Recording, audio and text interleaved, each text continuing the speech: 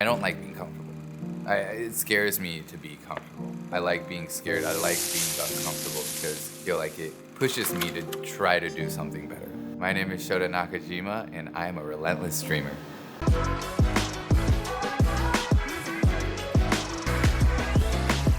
Since 2020 March, I opened a bar. 5 days later, turned it into a to-go restaurant. Did that for about 2 months, closed it, reopened this February as a to-go restaurant. We've been operating for 3 months, 4 months now? Shoot, I don't even know. 4 months. And next month we're getting ready to open the inside. And it's a lot, like I put so much love into that design, and I'm very, very excited to share that space, share that energy with me, my people, and just with the community. I am actually a high school dropout. I never did well in school. From elementary school, just wasn't my thing. I just have a hard time concentrating on one thing. So when I was 15, 16, I needed to get a job because my parents were like, well, if you're a grown person, you need to get a job and figure out where you're gonna live. I applied at Paxson, Zoomies, Macy's, Nordstrom. No one hired me.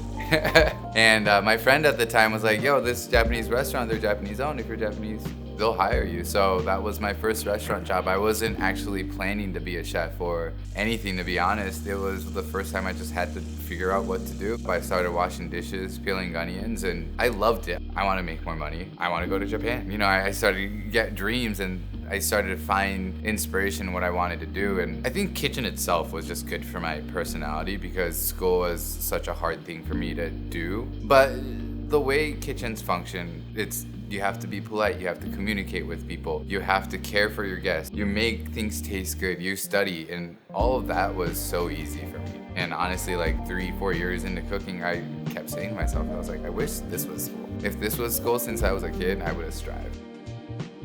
And I worked in a Michelin star restaurant in Japan, and everything was so particular to the point that it's almost crazy. And then after 3 years of working there, I just kind of did it robotically, and my chef was like, hey, do you know why we do all this stuff from the little tiny things? It's the fact that from the prep person takes their time to cut the vegetables perfectly, then the person who braises it sees it, and he'll handle it correctly. And by the time it goes out to the dish on a plate, hitting the guest, everyone's restaurant's hearts. And everyone that works there has seen that pride and that focus and love. So it's not a half-assed thing to put a plate in front of somebody. It means a lot. And that's why we do that.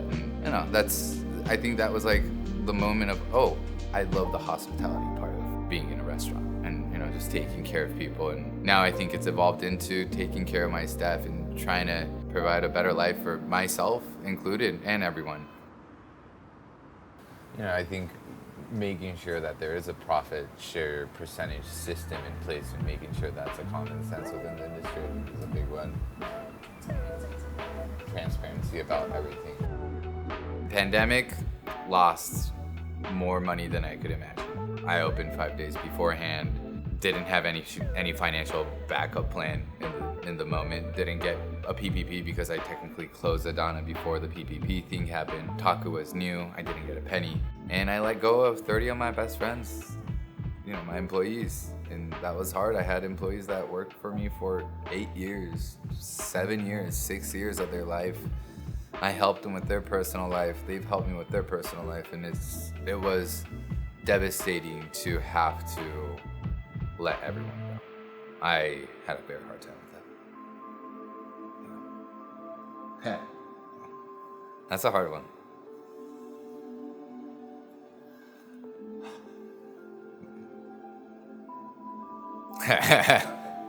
Whew. Been a minute, but it's still hard. It's still hard to think about. When Top Chef hit me up, I was scared, incredibly scared. But then I realized that, I've always strived in situations where I'm scared. I don't know what's going on. I'm very lost in life right now. I don't know what I'm supposed to do tomorrow, technically, and it's probably the best thing that's happened. In the sense of I almost approached it in the sense of okay, I need to go to rehab. When they hit me up, and it was like rehab for me in a sense. It reminded me how much I loved working in restaurants, how much I loved working with people, cooking with people, finding inspiration, all the things that I thought I was just kind of forgot about when I closed everything. I think I just shut it down in my brain because I didn't want to think about it. And competed, learned, struggled, cried. There were like episodes I cried after because I genuinely was so happy that I got to just serve people. Like I would go to the bathroom just like shit. Like that was amazing. Haven't done that in a while because like in my mind I was like, I know if I was ever gonna be able to operate a restaurant again. Future Otaku, I'm excited. I'm excited to see how this management structure works. And honestly, I'm excited to cook with people, serve people.